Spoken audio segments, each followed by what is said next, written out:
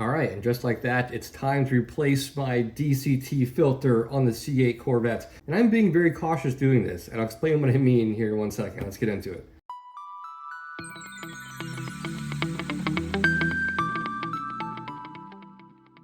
What's up, guys? Welcome back to the channel. So yes, it's that time to do the first filter change on the C8 Corvette for the DCT, little cartridge style filter. I was gonna do this 6 months ago or so at like 6,000 miles. However, doing the filter change is so convoluted.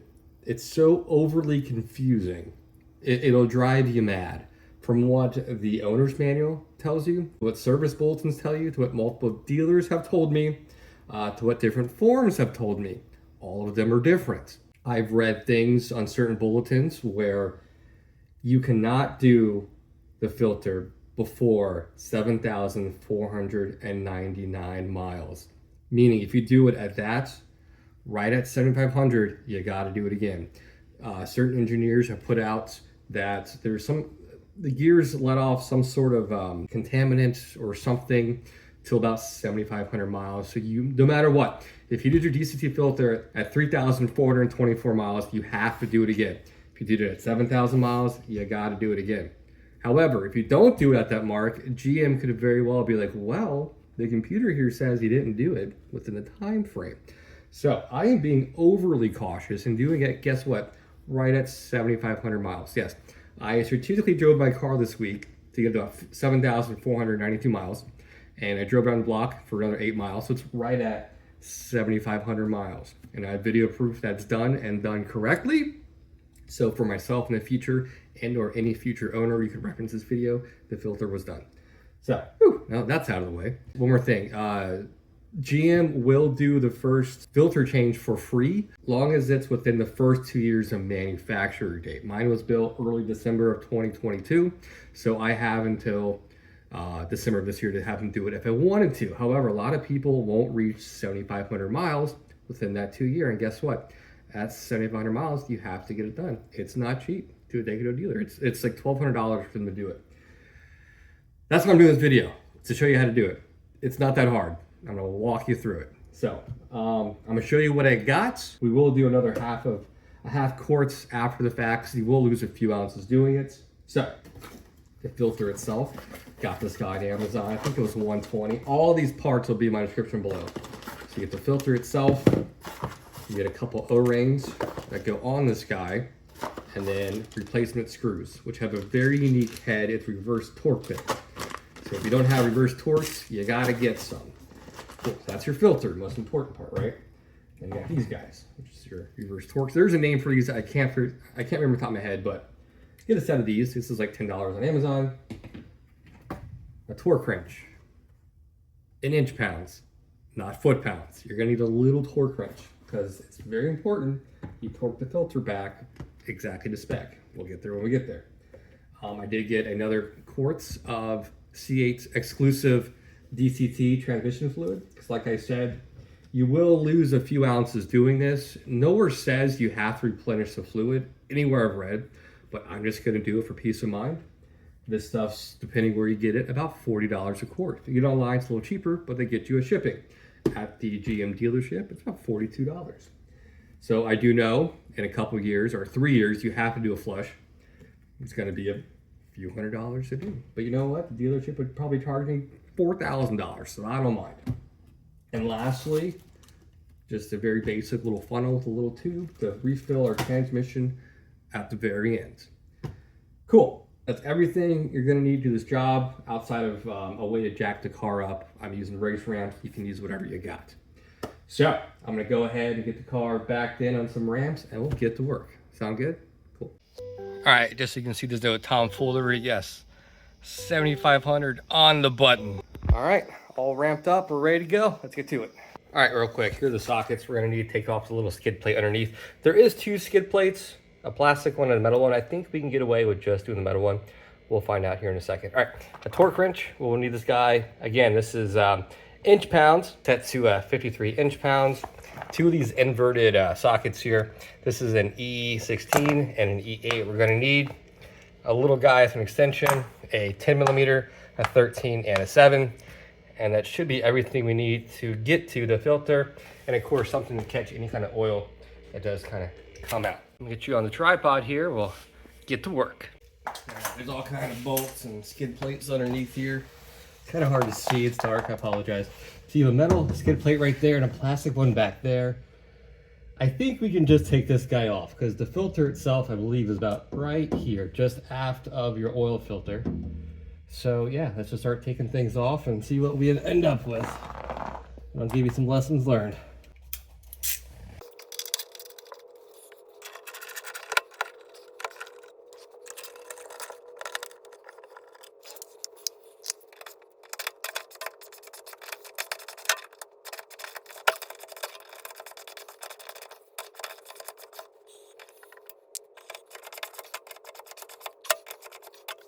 All right, so on the metal skid plate, there's 22 of these E16 screws or bolts, whatever you want to call them. They're easy to get to. The head on these, it seems like it's really easy to strip, so be careful. This took forever because of the Loctite on these damn things. So if you have an air gun or a power tool to get these off with the lift, so much easier. Obviously, a ratchet will work. This took about 35 minutes doing this. It's gonna be a pain to get back on, but it is what it is. And the rear and the very aft part closest to the bumper, you got these 2.7s. I got a handful of more screws right up here, a couple 10s and a couple 13s. And once I get the skid plate out, I'll show you where all the screws are. So I got it out. And yes, you can do it without taking the plastic skid plate more forward off. All you got to do, once all the bolts are out, kind of shimmy it back about an inch. And that little guy, this has some flex in it. You need about 1/8 of an inch clearance and this will fall out. So yeah, you can do this without removing the secondary skid plate. You got 10 13s, you got 3 10s, what was it, 22, I believe, of these E16s and 2 7s. So it's quite a job. It's a good little forearm workout. It's probably easier on a lift, but you know what? You gotta do what you gotta do sometimes. So let's get in there, find that filter, get it off, and get the new one in and torque down. Oh, and when you get yours out, it won't be this clean. Mine had all kind of sludge.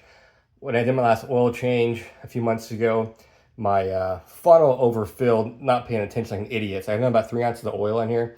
For a second, I freaked out, and I was like, oh yeah, I forgot I did that. But yeah, it's gonna be all kind of grime on this. I got it cleaned up. So don't think it's gonna come out looking like that, because it's not. All right, yeah, once you get the skid plate off, it's very, very easy to access. I mean, that's your oil filter, and just aft by about a foot, it's right there. You can't miss it. This does go on a certain way. Just remember the orientation. There's a lot of lettering on the bottom there. So that tells me that's going to go back on aft. Let me see if I can film this while I'm taking this off. It's kind of tricky. Just bear with me, okay, guys? Hopefully you can see that. I'm not sure if you can see that. And again, I'm using the E8 to get this guy off of there. I'm gonna need a longer extension. 1 second. All right, here we go. Again, I have no idea if you can see it at all. Hopefully you can. I apologize if you can't. These are not on there tight at all. So note to self, really don't tight these guys down. Holy cow.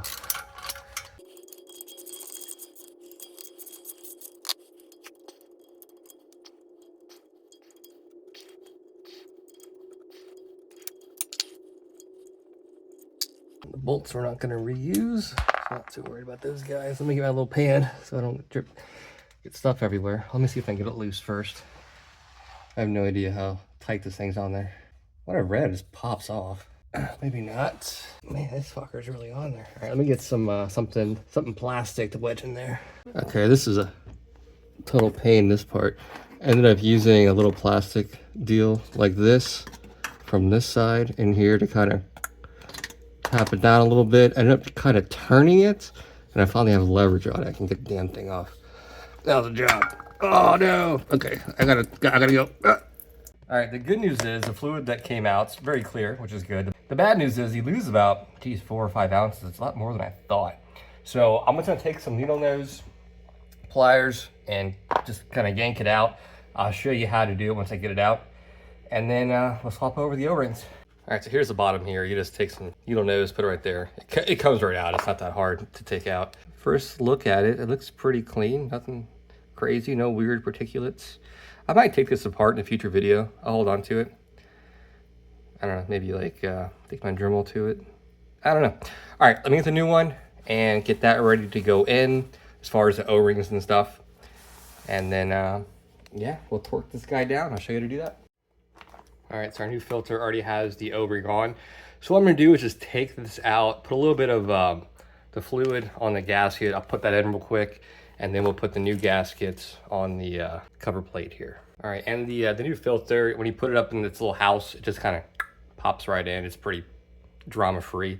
I got the new O-ring carried over. I was very careful to use a pick while taking the old one off. You don't want to score anything on this. It's machined very, very, very well. It's very, very, very tight tolerances. So I know the orientation, so I'm gonna go ahead and put it back in and hand tighten my new screws. And then we'll take our torque wrench and get this guy down to 53 inch-pounds. All right, not sure if you can see this, but we are officially torqued down to 53 foot-pounds. Last one, there we go. All set. Whew, what a job. It's not hard if you got a lift, but it's kind of a pain if you're doing those on ramps. All right, so what I'm gonna do now, it's all cleaned up and pretty. I think so pretty down here. Get the cover back on and spend 2 hours getting all the bolts back in. And then I'm gonna show you how to top off your transmission with a little bit of fluid. Oh, and also when you're putting everything back, put it in loosely, because every little bit has a little home it needs to go to up in the little subframe right there. So loosely put it up and hand tighten everything before you start putting things back together. All right, let me get buttoned up and we'll add some fluid. All right, so now we're gonna add some fluid to the tranny here through the side and the wheel well. You can do it from the top. You gotta take apart most of the back trunk, the air box, all that's gotta come out. It's kind of a process. Where in this case, you just jack up the car on one side about 15 degrees, which I've done right here.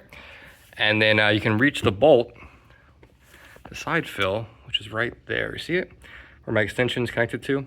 It's a 17. And then if you look right there, let me see if I can get some light on this. I'm just thinking here, you know? My first time doing this filter.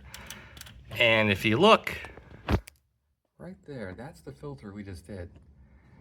Why can't we just go in from the side here with that special little socket with the crow's foot? I mean, getting the filter out might be tricky, but it would save so much time. The next time I'm doing this, I might fart with that idea. The only hard part is getting it torqued to spec, but it's not even torqued that hard. I mean, we're talking like tight and like 1/8 of a turn, that's it. Any case, let's go ahead and get this guy off right there. Hope you can see it. It's right underneath your CV axle, your rear axle. You can't miss it. It's a 17 millimeter. Only thing I'm gonna do is loosen this guy and then add 1/2 quarts of the fluid I got from the dealer. Once you break torque on it, you can just get it with your finger right there. It's kind of hard to do this with one hand here. And I hope my car is tilted enough, but this should be where you fill it. If you want the exact spec fill, you do this on a level surface and you fill it till it starts coming out of here. You use the top one if you want to add more for like a track day. I'm just kind of circumventing that by tilting it to the side. So I need 2 hands to do this, but I'll show you what it looks like when I get it up. All right, so there you go. There is the little plug. This is very light. It's very soft aluminum, so please be careful taking this off and putting it back on. You will notice in your little kit with your cartridge filter, there's a 3rd O-ring. That's for this guy right there. I'm gonna go ahead and throw my new one on. I probably don't have to, but I'll put it on for peace of mind. So what we're gonna do now is that little hole, if you can see it, right there, right in the middle of your screen. We're gonna add 1/2 quart to right there. All right, here's my crude setup. Of course, the little funnel I got from Amazon was cracked, so I got tape all over it, awesome. It's sitting inside of the little hole right down in there, if you can see it. So I gotta do this with 2 hands, guys, I'm sorry. So I gotta hold that guy up there and then pour in up here. It's pretty secure up here, so let me do that real quick. I'll let you know how it goes. All right, well, that was a success. No real mess. Actually ended up putting in a little more than 1/2, which I'm okay with that. One thing I did read, if you do 2 full quarts, you're gonna lose gas mileage. It's just the nature of the gearing, and it's more to overcompensate with that much fluid inside your transmission. Just know that if you do the 2 additional quarts, you're gonna lose a couple miles per gallon. But I think I'm right at half with a little bit of loss, so I can deal with that. All right, let me get this cleaned up, give you some tips and lessons learned. Okay, the last thing I gotta do is reset our filter life. All right, so what I did, I scrolled over here to maintenance using this guy. I reset transmission filter right there. Yes.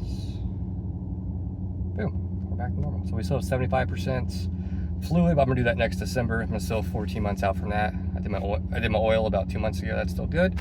So yeah, let me zip this thing around the block and make sure nothing blows up. Sound good? Cool. All right, well there you go. DCT filter change and topping off your fluid. Quick lessons learned doing this. You only have to take the 1 tray off, not the 2, just the metal one.